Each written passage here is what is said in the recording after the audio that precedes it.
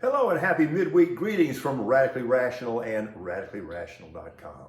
So the Nuggets are going to win their first ever NBA championship.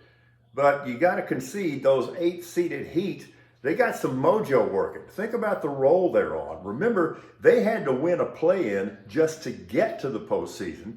Then they upset the Bucks and Giannis. They take care of business against the Knicks and then win a Game 7 on the road to beat the Celtics. So I will say this, while the Nuggets are going to win, all the pressure is on the Nuggets. Okay, his name is Scottie Pippen, but I'm going to call him Mr. Perpetual Thirst.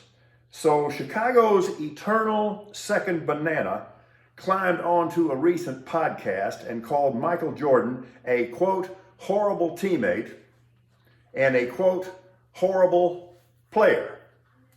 For the moment, let's overlook the fact or concede the fact that he's half right.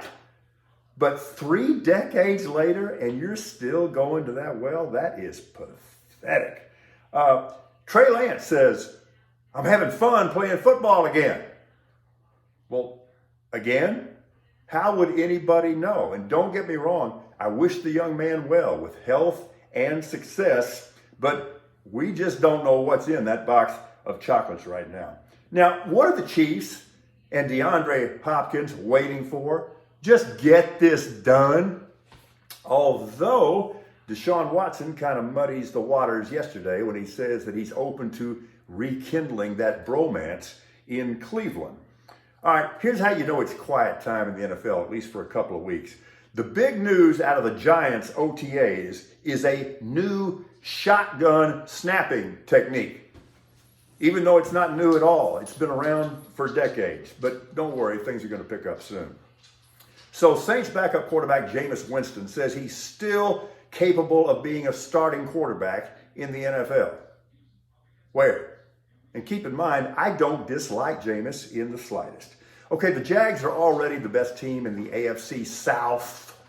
But if their gamble on Calvin Ridley comes through, they will run away with that division.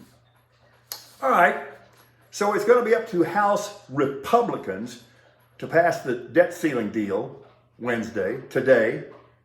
You feel good about that? This could still get foobarred, and default, or at least partial default, remains a sobering possibility. So you remember when McCarthy, when he was trying like heck to get elected Speaker of the House, told every Republican member of that chamber that they had every right to challenge him and go after his speakership. What do you think he's thinking today? Because I think he remembers that statement. And I guarantee you all those wild-eyed coyotes on the GOP side remember it. So strap in and get ready. So this whole thing, do you really think this circus had anything to do with actually reducing the national debt? Okay, Social Security, Medicare, and defense spending were all declared off limits. That's 43% of our budget, and Republicans would not even consider any kind of tax hike. So what was the point here? If you don't believe me, ask my spy beluga whale, Vladimir. I named him after a big pharma antiviral drug. Spy beluga whale? All right, take two. Ron DeSantis says last week's Twitter fiasco was just a soft open and that Tuesday's event was the real launch of his presidential campaign. But I don't think that launch was any cleaner than what North Korea tried. Do you? Pyongyang, we have a problem.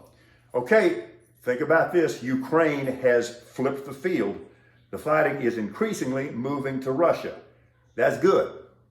It's also bad.